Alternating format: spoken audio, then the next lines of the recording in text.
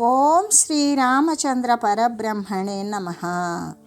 ఓం నమో వశిష్ఠ విశ్వామిత్ర వ్యాస వాల్మీకి సుఖాదిభ్యః. ఓం శుక్లాంబరధరం విష్ణుం శశివర్ణం చతుర్భుజం ప్రసన్నవదనం ధ్యాయేత్ సర్వవిఘ్నోపశాంతయే. ఓం నమో బ్రహ్మాదిభ్యో బ్రహ్మ విద్యా సంప్రదాయ కర్తృభ్యో వంశ ఋషిభ్యో మహద్భ్యో నమో గురుభ్యః. ఓం శ్రీరామో రామభద్రస్య రామచంద్రస్య శాశ్వతః రాజీవలోచన శ్రీమాన్ రాజేంద్రో రఘుపుంగవః. శ్రీ యోగ వాసిష్టము ఉపశమ ప్రకరణము. కాబట్టి తృష్ణ యొక్క వృద్ధి చేత జన్మ మొదలైనటువంటి రోగాలు ప్రబలమవుతాయి. అటువంటి కోరిక సన్నగిళ్ళిందో అవన్నీ కూడా సన్నగిళ్ళిపోతాయి. ఇలాగా వాని యొక్క బలాబలాలను పరీక్షించి భోగాల పట్ల కోరికను విడనాడు. అలా కేవలం సాక్షి మాతృడివై ఉండు రామా అని చెబుతూ, జగదీశ్వరుడు చిదాదిత్యుడు అయిన నీవు నిత్యము కూడా ఉదయించి ఉండినందుచేత శాశ్వతుడివే అయి ఉండడం చేత ఈ స్వప్నముతో సమానమైన ఈ జగత్తు యొక్క విలాసం అంతా కూడా ప్రతిభాసిస్తూ ఉన్నది. కాబట్టి రామా, నీవు వ్యర్థంగా శోకింప తగదు. యథార్థంగా సుఖదుఖాల భావనే నీకు లేదు. నీవు పరిశుద్ధ చిత్తుడవు, సర్వాత్మస్వరూపుడవు, సర్వవస్తు ప్రకాశకుడువు.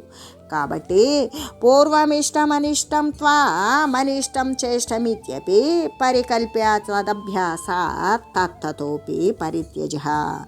అంటే మనమునకు మొట్టమొదట ప్రియంగా దోచేటువంటిది అంటే మనస్సుకి ఏది ప్రారంభంలో ఇష్టంగా దోస్తుంది అంటే విషయాలకు సంబంధించిన పదార్థాలన్నీ కూడా. అదే చిట్ట చివరిలో దుఃఖాలనే ఇస్తూ ఉంది. అంటే అప్రియంగా తోచేటువంటి తపస్సు ఇష్టంగా తోచదు. విసుగ్గా తోచేటువంటి తపస్సు కానీ, కష్టపడటం కానీ, ఇంద్రియాలను నిగ్రహించడం కానీ, మరి వీటి యందు మరి చిట్ట చివరిలో అది సుఖాన్ని ప్రసాదిస్తుంది అని ఎంచి సప్తభూమిక పర్యంతము కూడా వానిని అభ్యసించి తుదకు అట్టి కల్పనను కూడా వదిలివేయాలి. ఎలాగంటే ఏది ఇష్టమో అట్టి విషయభోగాదులను అయిష్టంగాను, ఏది అయిష్టమో ఇష్టం లేదో అంటే ఏవి ఇష్టం ఉండవు మనకు, జపము, తపము, మరి ఏ ధ్యానము ఇటువంటివి ఉంటాయో, సత్సంగము, శమదమాదులు, ఇంద్రియ నిగ్రహము, వైరాగ్యము ఇటువంటివి ఏవి ఇష్టం లేకుండా ఉంటాయో అవి ఇష్టంగా మొట్టమొదటగా భావించుకోవాలి. అలా భావించుకొని ఆత్మసాక్షాత్కారం అయ్యేటంత వరకు కూడా ఆ విధంగా గొప్పగా అభ్యసించాలి. ఆ పిమ్మట అవి కల్పనను కూడా త్యజించి వేస్తాయి అని చెబుతూ, అయితే ఇక్కడ ఏ విధంగా ఉన్నది అంటే సప్తభూమిక పర్యంతము ఏ శుభేచ్ఛ విచారణ తనుమానసి అసంశక్తి మరి సత్వాపత్తి అసంశక్తి పదార్థ భావని తుర్యక అనేటువంటి 7 జ్ఞాన భూమికలు అంటే శుభకరమైనటువంటి కోరిక మొదలైనప్పటి నుండి దానిని అభివృద్ధి చేసుకుంటూ రాగా తుర్యగా సమాధి స్థితి యందు పరమాత్మతత్వమునందు ఏకత్వాన్ని పొందేటువంటి స్థితి వరకు కూడా చేయగలిగినటువంటి దానిని అభ్యసించడం చిట్ట చివరకు కల్పన కూడా అది సమసిపోతుంది, అదే వదిలివేస్తుంది అని చెబుతూ, అంతేకాదు ఇష్టము అయిష్టము ఏ కల్పన అయితే ఉన్నదో, నాకు ఇది ఇష్టము నాకు ఇది ఇష్టం లేదు, దీనిపై నాకు మనసు, దీనిపై నాకు కోరిక లేదు అనేటువంటి ఏ కల్పన అయితే ఉన్నదో అదంతా కూడా వదిలివేయాలి. అంతేకాదు శాశ్వతమైనటువంటి అలా వదిలివేస్తే శాశ్వతమైనటువంటి సమత్వమే ఉదయిస్తుంది. అట్టి సమత్వమునందు హృదయం స్థిరపడినట్లయితే జీవుడు మళ్ళీ కూడా ఈ సంసారమునందు మళ్ళీ శరీరాలను ధరించుకొని రావలసినటువంటి అవసరం ఉండదు, రాడు కూడా అని చెబుతూ, ఏషు ఏషు ప్రదేశేషు మనోమజ్జతి బలవత్ తేభ్యస్తేభ్య సమాహృత్య తద్ది తత్వే నియోజయేత్. బాలునిలాగానే ఈ మనస్సే ఏ పదార్థాల ఎందైతే సంలగ్నము అవుతూ ఉంటుందో వాటి నుండి తొలగించి వేయాలి. మనసు ఏది కోరుతుందో దాన్ని వదిలివేయాలి. అధిష్టానమైనటువంటి చిన్మాత్రమందు మాత్రమే దానిని నెలకొల్పాలి. ఎలాగంటే మనస్సు బాలుని చందములాగానే బాలుడు ఏం తెలియనటువంటి వాడు మొండికేస్తాడు కదా, అలాగే ఆ బాలుడు ఏ విధంగా ప్రవర్తిల్లుతాడో, ఏ ఏ ప్రదేశాల యందు అంటే లేక ఏ పదార్థాల యందు మనస్సు అనేటువంటిది నిమగ్నమై ఉంటుందో వాటి నుండి దానిని మరలించాలి. ఆత్మతత్వము చేతనే నియోగించాలి. ఆత్మతత్వమైనటువంటి చిన్మాత్ర యందు మాత్రమే నెలకొల్పాలి మనసుని. ఏమభ్యాగతాభ్యాసం మనోమత్తమతంగజం నిబధ్య సర్వభావేన పరం శ్రేయోధిగమ్యతే. ఇలాగా అభ్యాసము చేసి ఆ చేసినటువంటి అభ్యాసము చేత సర్వ ప్రయత్నాల చేత కూడా సర్వాత్మ భావము చేత ఈ మనస్సు అనేటువంటి మదగజం అంటే మత్తెక్కిన ఏనుగుని నిగ్రహింపబడిందనుకో, అప్పుడు జీవునికి మోక్షము అనేటువంటిది ఉత్తమ శ్రేయమే లభిస్తూ ఉంటుంది. ఎలాగా? ఈ ప్రకారంగా అభ్యాసము ద్వారానే సర్వము కూడా తనే అనే భావము చేత లేక సర్వ ప్రయత్నాలు కూడా తత్వజ్ఞానమునందే క్రోడీకరించి ఈ విధంగా చేసినప్పుడు మనస్సు అనబడేటువంటిది మదపటేనుగులా మరి చిందులేస్తూ మాట వినకుండా ఉంటుంది కదా, అటువంటి మదపటేనుగుని గనక మనస్సు అనేదాన్ని నిగ్రహించినట్లయితే జీవుడు పరమశ్రేయమైనటువంటి మోక్షాన్నే పొందుతాడు అనే చెబుతూ మా శరీర యథార్థాగ్నైర్మిథ్య దృష్టి హతాశయైః దూర్తైః సంకల్ప విక్రీతైర్విమూఢైః సమతాం వ్రజ. దేహాన్ని సత్యము అనేటువంటి నమ్మువారు, ఈ దేహము సత్యము, ఇది ఇంతకాలం ఉంటుంది, ఇంత ఆరోగ్యంగా ఉంది, మరి ఇంకా కొంతకాలము ఇంతకాలము ఇలాగే ఉంటుంది, ఇది సత్యము, దీని ద్వారా ఎంతో సాధిస్తాను, పేరుగాంచుతాను, ధనాన్ని సంపాదిస్తాను అనేటువంటి ఏవైతే హావభావాలతో కూడినటువంటి వర్ణనలు ఉన్నవో అవన్నీ కూడా దేహము సత్యమని భావించేటువంటి వారు వేసుకునేటువంటి తప్పుడు వంచనాలు. కాబట్టి దేహమును సత్యము అని నమ్మేటువంటి వారు మిథ్యా దృష్టి చేత కలుషితమైనటువంటి చిత్తము కలిగిన వారు అబద్ధమైనటువంటి దృష్టి చేతనే ఈ కలుషితంగా ఉన్నటువంటి చిత్తం అంటే ఆ చిత్తం ఏం చేస్తుంది? కనబడేటువంటి దృశ్యమాన వస్తువు సత్యమని చెప్తూ ఉంది. భోగ సంకల్పాలకు వశీభూతులు అయినటువంటి మూడులాగానే ఎవరైతే ఈ భోగ సమూహాలను అస్థిర వస్తువులను సత్యమని నమ్ముతూ ఉన్నారో అటువంటి మూర్ఖులు లాగానే నీవు ఎప్పటికీ కావద్దు అని చెబుతూ, ఎలాగంటే రామ శరీరాన్ని సత్యము అని నమ్మేవారు అబద్ధపు దృష్టి చేత దూషితమైనటువంటి చిత్తము కలవారే అయ్యున్నారు. అటువంటి వారు వంచకులు, తనను తానే మోసం చేసుకుంటారు, ధూర్తులు, సంకల్పానికి అమ్ముడుపోతారు. వారి సంకల్పానికి వారే అమ్ముడుపోతారు అంటే సంకల్పంతోనే పరవశులైపోతారు. అయినటువంటి మూఢులలాగానే నీవు అలా ఎప్పటికీ కావద్దు అని చెబుతూ, అకించనాత్ స్వ నిర్ణీతౌ లంభమానాత్ పరోక్తిషు నమౌర్ఖ్యాధరికో లోకే కశ్చిద్దస్తిహ దుఃఖదః. ఆత్మతత్వ నిర్ణయ విషయమునందు వివేకము, వైరాగ్యము మొదలైన ఉపాయాలు గనక లేవనుకో, మరి లేకపోతే ఆ అజ్ఞానుల యొక్క యుక్తులకు ఆధారమైనటువంటి మూర్ఖత్వానికి అవివేకానికి సమమైనటువంటి దుఃఖాన్ని ఇచ్చేటువంటి వస్తువు ఈ ప్రపంచమున మరొకటి లేనే లేదు కదా. ఎలాగా? ఆత్మతత్వ నిర్ణయ విషయమునందు, ఆత్మను గురించి నిర్ణయించే విషయమునందు వివేకము, వైరాగ్యము అనేటువంటిది. వివేకము అంటే సత్యము అసత్యము నిర్ధారించుకునేటువంటి వివేకము. ఆ అసత్యంని అసత్యమని తెలిసి దానిని వదిలివేయగలిగినదే వైరాగ్యము.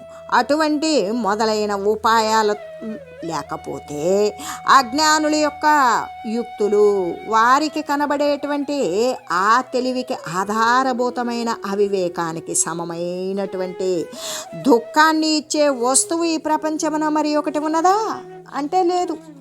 ఏది అంటే వివేక వైరాగ్యాలు గనక లేకపోతే అజ్ఞానుల యొక్క స్థితికి ఆధారభూతమైనటువంటి ఏ అవివేకమైతే ఉన్నదో, గాంచబడేది, చూడబడేది, చేయబడేది ఏదైతే ఉన్నదో అదే సత్యమని భావించేటువంటి అజ్ఞానికి ఇక అంతకంటే దుఃఖప్రదమైనటువంటి వస్తువు ఈ ప్రపంచంలోనే లేనే లేదు కదా అని చెబుతూ, కాబట్టి ఓ రామ, హృదయమనే ఆకాశమునందు ఉదయించిన అవివేకము అనే మేఘాన్ని వివేకము అనే గాలి చేత నీవు శీఘ్రంగా తొలగించివేయు. ఏ మేఘమైతే ఉన్నదో అది వీడిపోవడానికి వాయువే కారణము.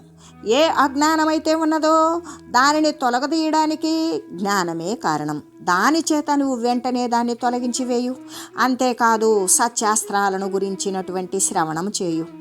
అంతేకాదు ఇంకా వైరాగ్యము మొదలైన పురుష ప్రయత్నాల చేత ఆత్మదర్శన విషయమునందు స్వయంగా యత్నించనంత వరకు కూడా ఆత్మవిచారము అనేటువంటిది నీ యందు ఎప్పటికీ ఉదయించదు. ఇంకా గురు అంటే సద్గురుదేవుల యొక్క ఉపదేశాల ద్వారా అంతర్ముఖ దృష్టి చేత స్వయంగా నీవు చూడబడనంత వరకు కూడా కేవలము వేదము, వేదాంతము, తర్క దృష్టి అంటే బహిర్ముఖమైనటువంటి దృష్టి చేత నీ ఆత్మ ఎన్నటికీ కూడా వ్యక్తం కానే కాదు. ఈ శాస్త్ర సంగతుల వల్ల కానీ, ఈ తర్క మీమాంసాదుల వల్ల కానీ, ఈ యొక్క బహిర్ముఖమైనటువంటి వాదభేదాల వల్ల కానీ నీ ఆత్మ ఎప్పటికీ కూడా నీకు గోచరించదు.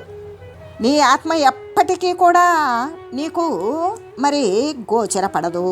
కాబట్టి రామా, నా యొక్క ఉపదేశము చేత నీవు ఆత్మయందు స్థితిని పొందుము. అలా స్థితిని పొందిన వాడవై విస్తృతమైనటువంటి ఆత్మబోధము ఏదైతే ఉన్నావో దానిని నువ్వు ప్రాప్తి పొంది ఉన్నావు. నీకు నేను అనేక విషయాలు తెలియజేసి ఉన్నాను.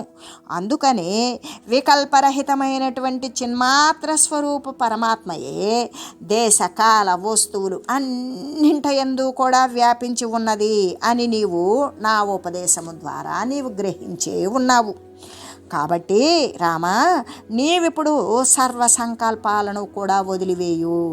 అలా సర్వసంకల్ప వర్జితుడవై సంశయాలు, విభ్రమాలు లేనటువంటి బాహ్య ప్రపంచ ఉత్సాహము అనేటువంటి ఈ యొక్క మంచు ఉపశమించిన వాడవై మరి నీవు సంతాపరహితుడివే అయ్యున్నావు అని చెబుతూ, ఓ రామ, ఆవరణ విక్షేప రూపమైనటువంటి నీ ఆత్మ యొక్క కళంకము ఎప్పుడైతే నశిస్తుందో అప్పుడు జ్ఞానము అనేది ప్రాప్తిస్తుంది. దాని యొక్క సాధనాభూతమైనటువంటి విచారాధుల్ని చేయవలయు. అలా చేయడము వివేకము, వైరాగ్యము మొదలైన వాటి చేత రక్షణను పొందాలి. అలా చేసి ప్రమాదము, ఆలస్యము, దోషాలను నివారించి వేయాలి. అంతేకాదు సమాధి సుఖము అనేటువంటి అమృతాన్ని నీవు సేవించాలి, పానం చేయాలి. ఇంకా ఉత్తరోత్తర అంటే రాబోయేటువంటి భూమిక ఆరోహణము చేత, భూమిక ఆరోహణము అంటే మనం అనేక పర్యాయాలు ఈ సప్తజ్ఞాన భూమిక విషయాలను గురించి మనం తెలియజేసుకున్నాం. ఈ జ్ఞాన భూమిక ఆరోహణము అంటే శుభేచ్ఛ, విచారణ, తనుమానసి, సత్వాపత్తి, అసంశక్తి, పదార్థ భావని తుర్యగా ఒక్కొక్క మెట్టుని, ఒక్కొక్క సోపానాన్ని అధిగమిస్తూ ఆ యొక్క బ్రహ్మస్థితిని పొందేటువంటి ఈ యొక్క భూమికలు ఆరోహణ అనేటువంటి దాని చేత మరి దానిని అధిగమిస్తూ నీవు నీ యొక్క తత్వమునందు పొంది ఉండేటువంటి విషయాల చేత చేయిస్తూ ఉండాలి. అంతేకాదు ఈ భూమిక ఆరోహణ చేత విస్మయాన్ని పొందడం కానీ, లేదా సప్తభూమికల యందలి కూడా విశ్రాంతి చేత సుఖమైనటువంటి అభివృద్ధిని పొందడం కానీ మున్నగునవి ఏమీ కూడా లేకుండా కేవలము నీవు బ్రహ్మభూతుడివై ఉండు. ఏ పరమాత్మ వస్తువైతే ఉన్నదో దాని యందు నీవు విలసిల్లు. అని చెప్పి, అంతేకాదు శ్రీ వశిష్ఠ మహర్షి ఏం చెప్పారు అంటే, ఈ ఉపశమ ప్రకరణమునందు బలికి విజ్ఞాన ప్రాప్తి గురించి తెలియజేసి ఇంకా కూడా ఈ విధంగా తెలియజేస్తూ ఉన్నారు. అధేమం పరమం రామ విజ్ఞానాభిగమే క్రమం శృణు దైత్యేశ్వర సిద్ధ ప్రహ్లాద స్వాత్మన యథ అంటున్నారు. ఓ రామ, ఇక నువ్వు ఇప్పుడు సర్వోత్తమమైనటువంటి జ్ఞానప్రాప్తికి ఉపాయం ఎరిగించే నిమిత్తము నీకు దానవేశ్వరుడకు ప్రహ్లాదుడు ఎటువంటి సిద్ధిని పొందాడో దానిని గురించి నేను తెలియజేస్తాను. నువ్వు చక్కగా శ్రద్ధగా ఆకర్ణించు, శ్రద్ధగా విను అని చెబుతూ, ఆసీత్ పాతాల కుహరే విద్రావిత సురాసుర హిరణ్యకశిపుర్నామ నారాయణ పరాక్రమ. సురాసురుల పారద్రోలువాడు అంటే సురులను, దేవతలను, మరి రాక్షసులను కూడా పారద్రోలేటువంటి వాడు, నారాయణునితోటి సమమైన పరాక్రమం కలిగిన వాడు అయిన హిరణ్యకశిపుడు అనేటువంటి దైత్యుడు పాతాళంలో నివసిస్తూ ఉన్నాడు. అంటే భ్రమరానికి నివాసయోగ్యమైనటువంటి కమలములాగానే మరి ఆ కమలాన్ని ప్రాతకాలమున రాజహంస పెరికివేసినట్లుగానే ఈ ముల్లోకాలను కూడా జయించేటువంటి అతడు ఇంద్రుని నుండి త్రైలోకేశ్వర్యము కూడా ఊడబెరుక్కున్నాడు. అంటే ఇంద్రుణ్ణి జయించాడు, భూతలాన్ని జయించాడు, మరి పాతాళలోకము తనదే ఉన్నది. కాబట్టి ఇట్లా హంస భ్రమర సమూహాలు అన్నింటినీ కూడా జయించి వేసి ఈ కమలసరము అనేటువంటి గజము ఆక్రమించే విధంగానే, ఎట్లా అన్నప్పుడు తుమ్మెదకు ఏది నివాసయోగ్యము అంటే కమలము, కమలమునందే నివసించి కమలములోని తేనెను త్రాగుతుంది.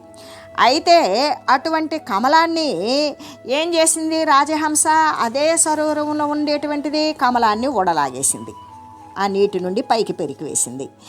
అలాగే అట్లా పెరికివేసినట్లుగానే అతడు ఇంద్రుని నుండి, ఈ హిరణ్యకశిపుడు అనేవాడు ఇంద్రుని నుండి ఆ యొక్క త్రిలోకాధిపత్యము కూడా లాగివేసుకున్నాడు. అయితే ఈ హంస చేసినటువంటిది భ్రమరానికి అందకుండా కమలాన్ని లాగేసినట్లుగానే ఈ భ్రమరము అంటే ఈ తుమ్మెద ఈ హంసని ఈ రెండు సమూహాలను జయించి ఈ యొక్క కమల సరమునందు అంటే ఈ కమలాల మాలము అనేటువంటి అనేక కమలాలు ఉంటే వాటిని గజం ఆక్రమించు విధంగానే అంటే ఏనుగు ఒకటి దిగింది. ఏనుగు దిగి ఏం చేసింది? ఆ కమల పూల మాలలన్నింటినీ కూడా లాగి పడివేసినట్లుగానే ఈ యొక్క హిరణ్యకశిపుడు ఏం చేశాడు అంటే దేవతలను, మరి దేవీ దేవతలను, మరి భూతలాన్ని అన్నింటినీ కూడా లాగివేసేసి ఏ విధంగా సురాసురులందరినీ జయించి ఆయన ఈ 3 లోకాలను కూడా పాలించడం ప్రారంభించాడు అని చెబుతూ, అధాసావ సురాధీశ కుర్వం స్త్రీ భువనేశతాం కాలేన సుషివే పుత్రానంకురానివ మాధవ. అలాగా దానవేశుడు ముల్లోకములను కూడా పాలిస్తూ వసంతకాలము అంకురములను ఉత్పన్నం చేసినట్లుగానే కాలక్రమంగా పలువురు పుత్రులను పొందాడు. ఓ రామ, ఇంకా ఇప్పుడు సర్వోత్తమమైన అన్నింటికంటే ఉత్తమమైనటువంటి జ్ఞానం కలగడానికి నీకు ఒక ఉపాయం తెలియజేస్తాను. ఆ ఉపాయము ఏంటి అంటే దాని నిమిత్తమే నీకు దానవేశ్వరుడైనటువంటి ప్రహ్లాదుడు ఎటువంటి సిద్ధిని పొందాడో దానిని గురించి నేను చెప్తాను, నువ్వు విను. సురులు అసురులను అందరినీ కూడా పారద్రోలినటువంటి వాడు, నారాయణునితో సమానమైన పరాక్రమం కలిగిన వాడు అయిన హిరణ్యకశిపుడు అనేటువంటి దైత్యుడు పాతాళ లోకంలో నివసిస్తూ ఉన్నాడు. అంటే ఆ దానవేశుడు ఏం చేశాడు? ముల్లోకాలను కూడా పాలిస్తూ వసంతకాలము అంకురము ఉత్పన్నము చేసినట్లుగానే కాలక్రమంగా అతనికి పలువురు పుత్రులు కూడా పుట్టారు. ఆ హిరణ్యకశిపునికి పిల్లలు పుట్టారు. ఏ విధంగా అంటే పుట్టినప్పుడు అలాగా బాలకులైనటువంటి మిగులు పరాక్రమశీలురు, దేవలోకాన్ని కూడా ఆక్రమించదలించిన వారు అయిన ఆ కుమారులను సూర్యకిరణాలులాగానే అనంత రూపాలలో కూడా వృద్ధిని పొందసాగారు. ప్రహ్లాదనామా బలవన్ ప్రధానాత్మ బభూవః తేషాం మధ్యే మహర్షాణం మణినామివ కౌస్తుభః. అంటే మణులయందు కౌస్తుభం లాగానే వారలలో ప్రధానుడైనటువంటి ప్రహ్లాదుడు అనేవాడు యువరాజు అయ్యాడు. ఎలాగా అంటే మనుల యందు కౌస్తుభం లాగానే వారల్లో ముఖ్యుడైనటువంటి వాడు ప్రహ్లాదుడు. ఆ ప్రహ్లాదుడే యువరాజు అయ్యాడు. అయ్యి అదపుత్ర సహాయోసౌ బలకోశే సమన్వితః అజగామా మదం దైత్య స్త్రీ గండగలితే భవత్. అట్టి పుత్రుల సహాయము కలిగి సేనాకోశ సహితుడే, గొప్ప సేన కలిగి గొప్ప ధనాగారం కలిగి ఉన్నటువంటి ఆ దైత్యుడు అంతా గండ స్థలాల నుండి స్రవిస్తూ ఉన్న మదదారలు కలిగిన ఏనుగులాగానే మిగుల మదాన్ని పొందాడు అని చెబుతూ, అయితే నూతనమైనటువంటి కిరణయుక్త ప్రళయకాల సూర్య సమూహము చేత ముల్లోకాలు కూడా సంతప్తమయ్యేటట్లు భయపడిపోయేటట్లు ఆ దైత్యుని యొక్క ప్రతాపము చేత 3 లోకాలు కూడా బాధింపబడుతూ ఉన్నవి. ఎలాగా అంటే అటువంటి పుత్రుడి యొక్క సహాయం కలిగి ఉన్నాడు. ఇంకా కూడా సేనాకోశ సహితుడే ఉన్నాడు. అనేక పెద్ద సేన ఉంది. ఇంకా ఆర్థికమైన సంపదతో కూడి ఉన్నాడు ఆ దైత్యుడు. అప్పుడు ఏ విధంగా అంటే మదించినటువంటి ఏనుగుల యొక్క మదధారలాగానే ఆ ఏనుగులాగానే బాగా మదం పొంది ఇంకా అకిద్యన్యాస్తదేనాద సూర్యేందు ప్రముఖాః సురాః దుర్విలాస విలోలస్య బాలస్యేవ స్వబంధవః. ఎలాగంటే దుష్ట స్వభావము కలిగినటువంటి చపల బాలకుని చేత వాని యొక్క బంధువులు పీడింపబడినట్లుగానే ఎట్లా సర్వులను కూడా జయించునట్టే ఆ రాక్షసుని ప్రతాపము చేత సూర్యుడు, చంద్రుడు మొదలైనటువంటి దేవతలు అందరూ కూడా అతని చేత బాధపడుతూనే ఉన్నారు. దుష్ట స్వభావము కలిగినటువంటి చపల బాలుని చేత, అంటే పిల్లవాడు చిన్నవాడే అయినా వాడు పరమ దుష్టుడనుకో.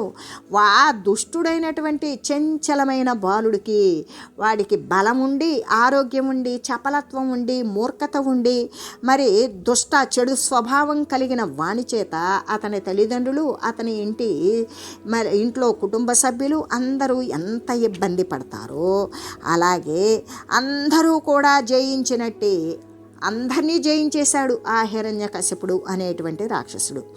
ఆ రాక్షసుని యొక్క ప్రతాపము చేత సూర్యుడు, చంద్రుడు, దేవతలు మొదలైన వారంతా కూడా అతని చేత బాధలు పడుతూనే ఉన్నారు.